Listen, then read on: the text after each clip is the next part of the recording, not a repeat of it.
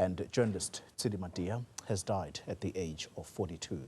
The Eyewitness News politics editor and former News 24 reporter passed away in hospital this morning following a short illness. She has been described as joyful and a loving person who left her mark in the media space. Madia's family says funeral details will be announced soon.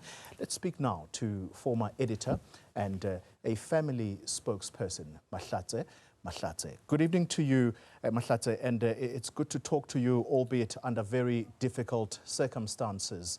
And condolences to you as a fellow media worker who would have worked very closely with Tshidi at one point, but I understand you also speak on behalf of their family tonight. How are they holding up?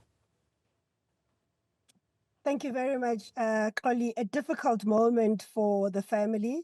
Since the news, the family has been huddling together to face the news that Tshidi has actually passed away. There is, from the family, though, encouragement and also optimism following the news being made public. They have received the love of South Africans. They've received the love of the media fraternity. They have received the love from the many people since the news broke. I have received calls from ordinary South Africans who had never seen Tshidi, spoken to Tshidi, but have seen her work, and they knew of her deep love for this country and for journalism in telling the South African story. Mahlatse, I can tell you the reaction has really been wide. I was listening to the radio, in fact, the radio station that Tshidi Madia works for, and it has just been heartwarming to hear the positive stories that people were telling about Tshidi, but also importantly sharing just how devastated they are about her passing at such a young age. I know that doctor-patient is very important, but how long had Tshidi been hospitalized for, and do we know at this stage what it is that could have taken her life so early? Tshidi was hospitalized about 2 weeks ago. The family, as far as we will be able to tell the public, is that she was receiving the best of care. We had amazing doctors that were taking care of Tshidi. She had a lot of family support and a lot of love around her. Many of us went to visit Tshidi while she was in hospital and really truly believed that Tshidi will, the fighter that she is, she will make it across.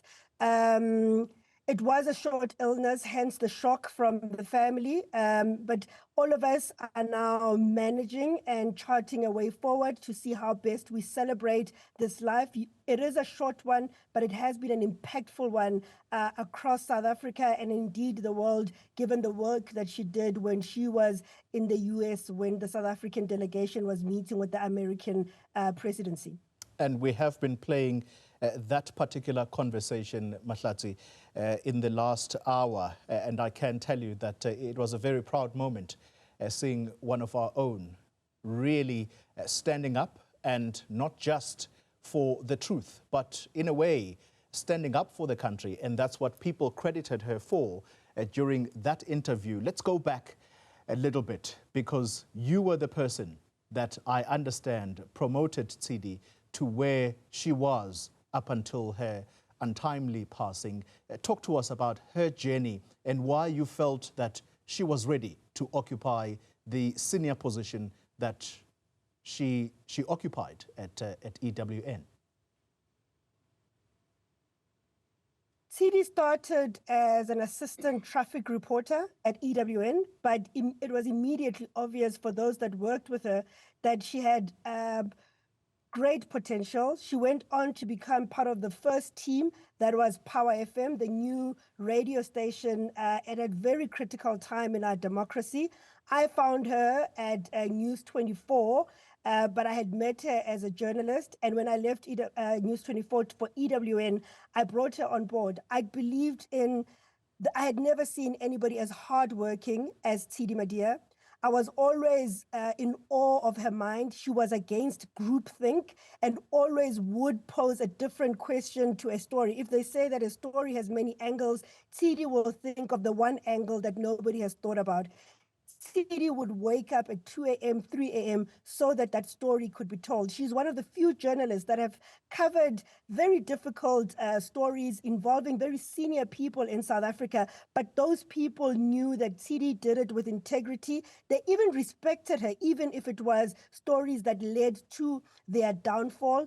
They would even call her for just to try and get her to see the story. But Tshidi was quite steadfast in every story that she covered. She was demanding of truth, not of those that were in power, but also of the journalists, asking us if we were asking all of the right questions and covering all of the elements. And that's why that journey in the US was so important, because she was sitting next to somebody who was her peer. And she felt it was important to make sure that the facts are stated and to also call out on the misinformation. And when journalists were not doing the basics of journalism, she was able to call them out. And she called many of us out during that time. Tshidi, in the position as political editor, she actually mentored many younger journalists, whether they were working with her as her political team or just journalists in South Africa. I can tell you many stories where journalists would arrive at a story and they were brand new and very green, and Tshidi would be able to identify that they need support, and she would give of her time. She loved the craft. She believed in the power of the craft, and she honored the craft to say that we must tell the South African story fairly and justly and still be able to hold those that are in power accountable. She was one of those where she could be tough, but with that booming laugh, even in that interview, those that she was interviewing would walk away understanding that it was the job that needed to be done. And it was that laughter on the radio this afternoon, Mahlatse, that people were reflecting on, that it was almost a cynical laugh, but you could tell that she was on to something, and you're absolutely correct. Tsidi's generosity of spirit, I personally can attest to that. Thank you very much for your reflections tonight. Mahlatse Mahlase, speaking to us on behalf of the Madia family, but also as someone who worked very closely with Tshidi Madia.